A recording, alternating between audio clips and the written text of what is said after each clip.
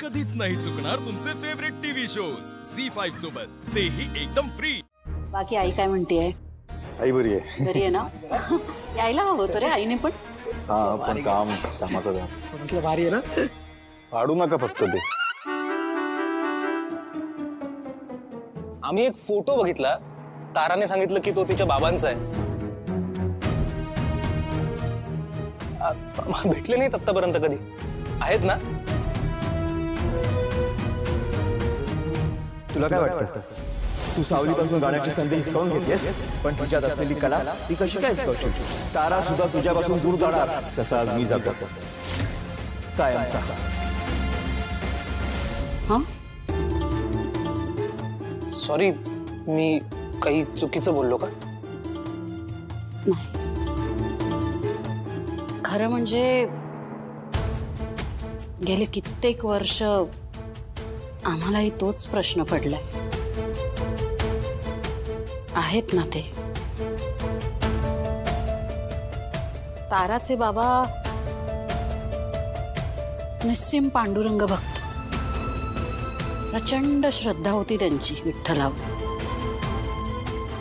विठ्ठलाच्या भजनात कीर्तनात मन रमायचं त्यांचं, इतकं रमायचं की स्वतःच्या संसाराकडेही कधी लक्ष दिलं नाही त्यांनी। माझंही करिअर तेव्हा इतक्या पीकवर होतं की मी कधी तक्रारच नाही केली त्याची। एक दिवस गेले होते असेच भजनाच्या कार्यक्रम, की परत आलेच नाही कधी। खूप शोधलं त्यांना, लहानशा ताराला मी असं ओंजळीत घेऊन कुठे कुठे नाही शोधलं त्यांना। पोलिसात तक्रार केली, त्यांनी शोध घेतला, पण हाती फक्त निराशा आली। मग शेवटी मीच माझ्या मनाची समजूत घातली। मी माझ्या तारालाच माझं जग बनवलं। त्यांची खूप इच्छा होती ना, ताराने मोठी गायिका व्हावं। मग माझं सगळं जग ताराभोवतीच फिरू लागलं। एवढी रमले मी ताराला मोठी करण्यात की स्वतःचं करिअरही बाजूला ठेवलं। माझे सगळे सूर मी माझ्या ताराला देऊन टाकले।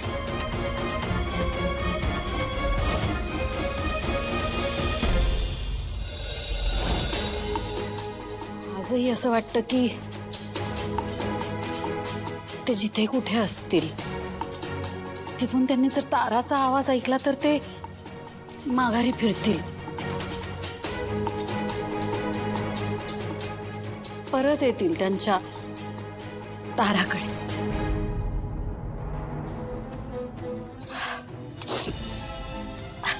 असो तर असं आहे। भैरवीजी, आय एम रिअली सॉरी। मला माहिती नव्हतं की असं काहीतरी तुमच्या आयुष्यात घडून गेलंय। पण खरं सांगू, तुमचं मला खूप कौतुक वाटतंय। म्हणजे आजच्या ह्या जगात, ह्या काळात एक स्त्री म्हणून सिंगल पॅरेंट राहून हे सगळं हाताळणं खूप अवघड आहे। मी तुमच्या मुलीला खूप चांगल्या पद्धतीने वाढवलं, आणि फक्त वाढवलं नाहीये तर कमालीची गायिका तुम्ही तिला बनवलंय। आज संगीत क्षेत्रात तिचं खूप मोठं नाव आहे। आय एम सॉरी, पण तुमच्या आवाजामागे एवढं दुःख असेल असं वाटलं नव्हतं मला। ताराच्या स्वर्गीय सुरांमागचा अर्थ आज मला कळलं।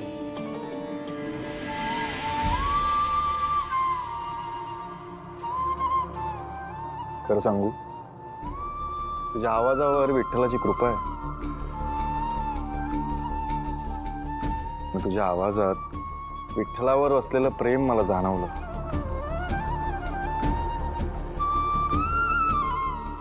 जेव्हा तुझा आवाज ऐकतो ना, तेव्हा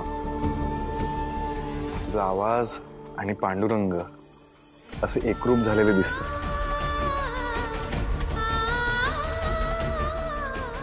जेव्हा तुझा आवाज ऐकतो तेव्हा असं वाटतं की एखादे संत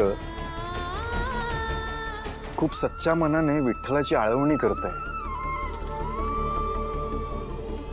तुझा आवाज ऐकल्यावर खरंच असं वाटतं की तो आवाज ह्या विश्वातला नाहीच आहे, तो एका वेगळ्याच विश्वातला आहे. आणि हे सगळं तुझ्या आई वडिलांमुळे घडलंय. खरंय. आणि आता त्याच आवाजाची जादू तुम्हाला उद्या ऐकायला मिळणार.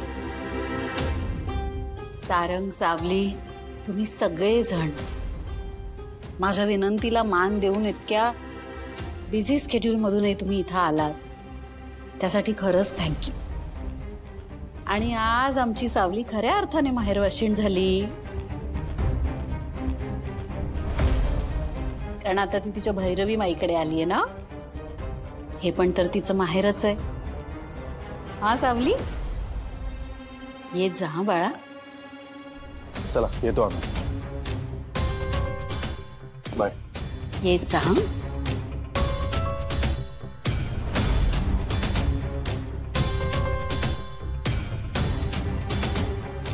मम्मा मम्मा बाबा जाताना काय बोलले होते ते आठवत आहे ना तुला?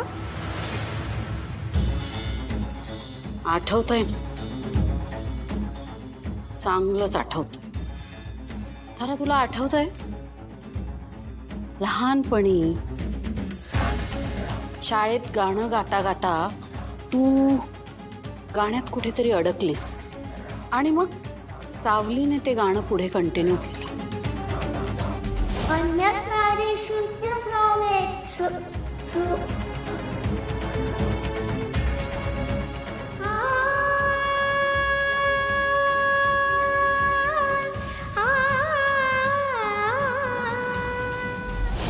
एका क्षणात तिने तुझं महत्व कसं कमी करून टाकलं तारा. त्याच वेळी मी ठरवलंय की हा चेहरा आणि हा आवाज पुन्हा कधीच एकत्र लोकांसमोर येता कामा नये. आणि आज बघ, आज कुठे आहे ती सावली? आहे कुठे? दिसतंय कोणाला? कुणाला माहिती तरी आहे का तिचं अस्तित्व? तिला मी तुझ्या मागे अशी लपवून टाकली आहे ना तारा, की सावली स्वतः जरी स्वतःच्या अस्तित्वाचा शोध घेत राहिली ना तरी स्वतःच स्वतःला सापडणार नाही.